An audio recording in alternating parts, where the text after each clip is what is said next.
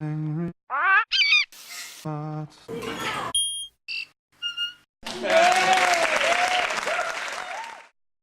you talk a little bit about the relationship with the mind and the heart? The easiest way to think about the relationship between the mind and the heart is that if you're running a business, you need people to implement the plan and to work out the details and to make it all functioning, highly functioning. But without a visionary, without someone that sees beyond the details, without someone that can dream, it's just another business, right? It has no advantages over its competitors. It's the same with the mind and the heart. The mind is the factory that can implement, it can work out how it can be done, it can plan your day, it can make you a to-do list, it can tell you all the people to call. But the heart is the visionary. The heart says, that way, and I'm not stopping until I get there. And then the mind says, okay, let's figure out how to do it. So these are both powerful tools, but the mistake that Western culture has made is it's made the heart working for the mind instead of the mind working for the heart. And you know that expression, they say the mind is I forget, what is it? Something about like, the mind is a great assistant, it's just not a great boss. You can't put it in charge. It's a wonderful servant, a terrible master. Exactly, exactly. So it's the same thing, it's like we have to learn to place the guidance of our heart first, and then to use our mind as a tool, but not to be dominated by it. Because in your latest album, there's so much of that theme, opening the heart, you know, letting light in, and sort of moving kind of into that sphere. How did you go about really accelerating that process for yourself? Well, the biggest teacher I've had, I've seen all these spiritual masters and explored these different techniques, but the biggest teacher has been my life. And that's the important thing to remember, because not everybody has an identical journey. Not everybody goes to India or works with ayahuasca or does these things that are kind of, it's just my journey. It doesn't mean anything, you know. But everybody has a life. And the book of life, Liber Mundi, it unfolds for everybody. And in general, what you see in people's lives, I'm sure you've seen this, is that it calls people into intimacy. It calls people into compassion. Events that happen, you're heartbroken, your best friend is heartbroken. You have to tap into things that you'd been closed to before. So it's not really like one technique that I believe in opening the heart, but your life inevitably guides you into your heart if you're open to the guidance. So life is the master, is the guru, ultimate guru. Because not everyone can get in front of Shakti Narayana. And it's not, doesn't suit everybody. Because all these spiritual paths, that's the thing, they're just for different temperaments. You know, for a certain person, it's like Judaism is great. For another person, Islam is great. These are just techniques, you know, but everybody is living their life. We're all here. We're all given challenges. We're all given opportunities. We're all given the chance to serve. You know, it's within what you do with the actual opportunities that come in front of you that make it a spiritual path.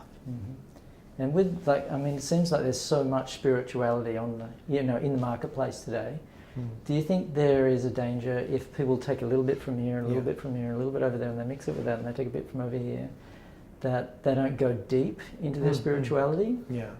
But if you get locked rigidly into a dogma, that's also dangerous. So how do you think people kind of can really walk that fine line? I think... Because you've obviously mixed everything. You know, you've kind of... But I think the danger is in the marketing. That where you see people run into problems with religion is where they're sold a bill of goods that's basically like, just do this and all your problems will be solved. The real message of spirituality, you know, Christ said, I come to bring the sword. He's like, this is not going to be easy. This is going to create a battle. And it is, it's an inner battle. So I think the danger is in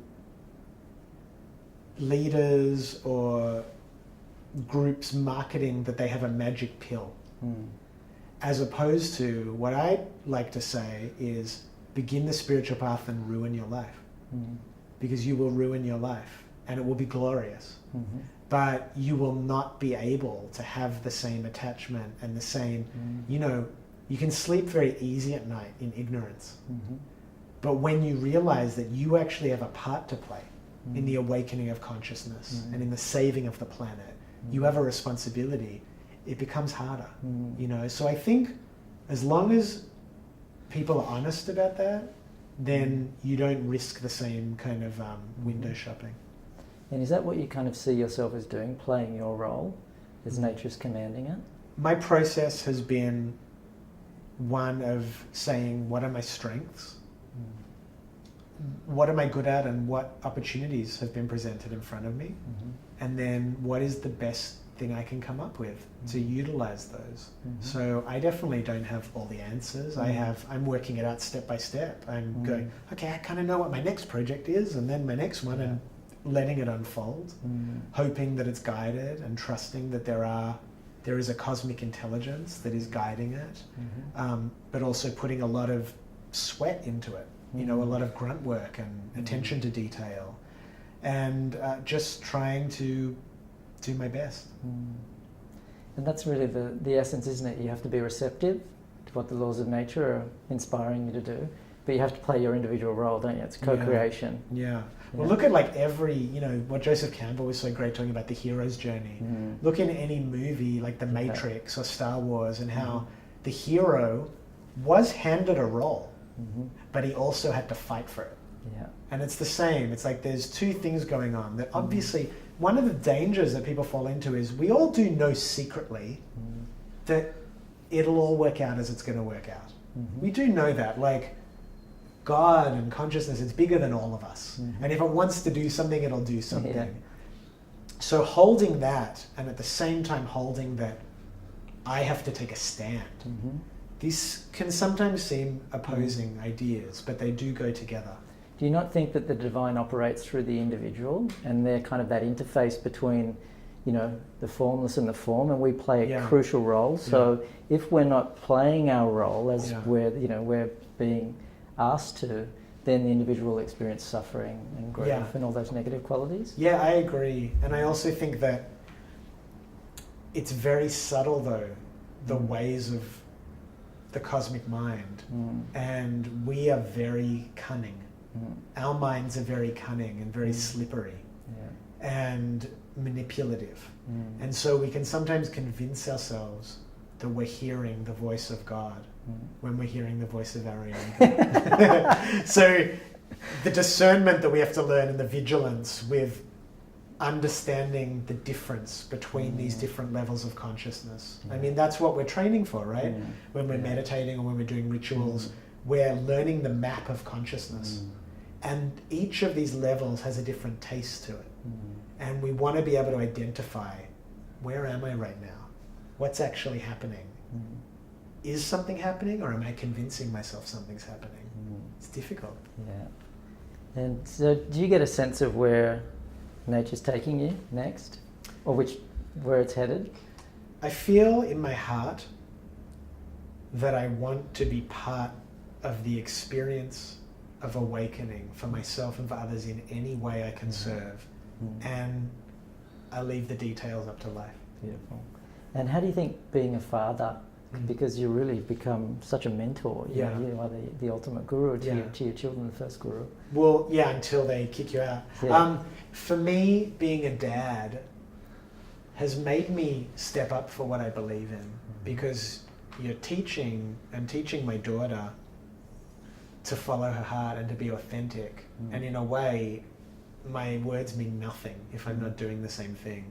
So I think deeper commitment to the path has been a result of my parenting. And then what has your daughter brought to your life that wasn't there prior? Oh, so much.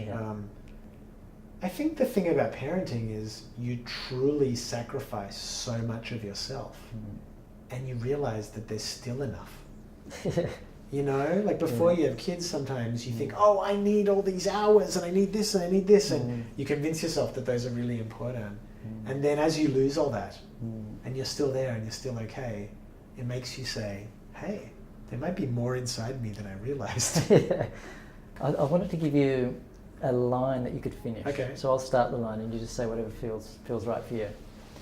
Complete this sentence. So what the world needs now is...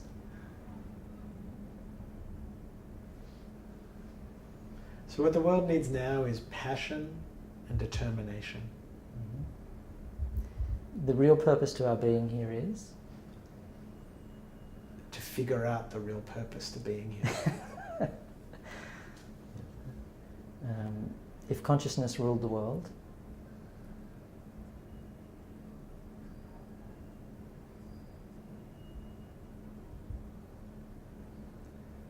If consciousness ruled the world, I believe that's what the Bible and the ancient texts are talking about with creating heaven on earth. Yeah. And to create that heaven on earth, how do we do that? How's the average person do that within themselves? I think first there has to be one little ray of hope. Because if you don't think it's possible, you can never do it. So it's like cultivating hope, like a tiny plant, you know, like fragile. Yeah. Giving it just the right amount of water, feeding it every day, and letting, if you've got one grain of hope, which everyone has, you can turn it into a whole lot of hope. And what about love? What role does love play in your life and within life itself?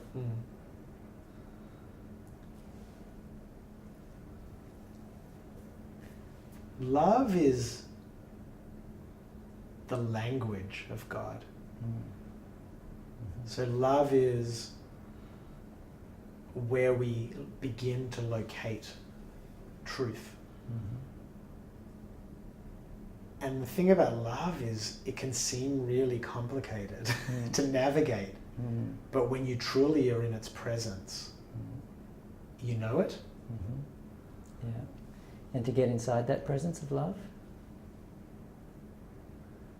Gotta get lucky. You gotta be lucky. Because I love, there was something Rumi said once. He said that your path is not to seek and find love. It's just to remove the, the boundaries which you've created against it. Well, that is a beautiful idea. That there is an idea that you can get very caught up in on the path, which is that you're seeking. You're seeking, and what we often come to realize is that it's love that's seeking us. And David Icke, I'm sure you're familiar with, this is something beautiful. One of his journeys, in ayahuasca, he was given this teaching that said, love is not what you need, love is what you are. Yeah, beautiful.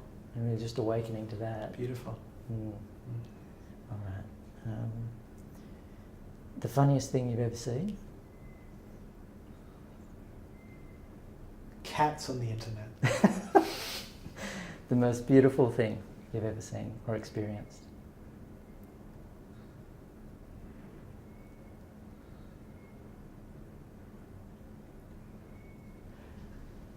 Honestly, the most beautiful thing I've ever experienced is something I'm seeing more and more frequently, which is someone emotionally opening their eyes and realizing that life is possible. Yeah, beautiful. And last thing, so you kind of came in blind to the Conscious Club, I guess. Some friends. I heard about it. Yeah, friends have told you. So I don't know. Was it what you expected, or what do you think of it all? It's good. It's really well organized too. It's good, which counts for a lot, because in the worlds of consciousness, sometimes things are flaky. You know what I mean? No, I've had an amazing experience. I mean, honestly, for me, I've been so focused on my contribution and trying to make that as good as I can make it, that I've really left the running of the whole to you guys, and I've enjoyed that, But I admire that you guys are doing it. You guys are putting in the effort. It's like, it's very hard to find like minds. We all complain that we're so isolated in the world now. That I'm stuck with my computer all day and stuck with... Well, how do you expect to ever find them unless you start waving a flag and going, this is what I'm about? And you guys are waving a big flag, and you are bringing people together. And I think it is a beautiful thing to look out at that audience and say, these are people that I can relate to. We're all after the same thing.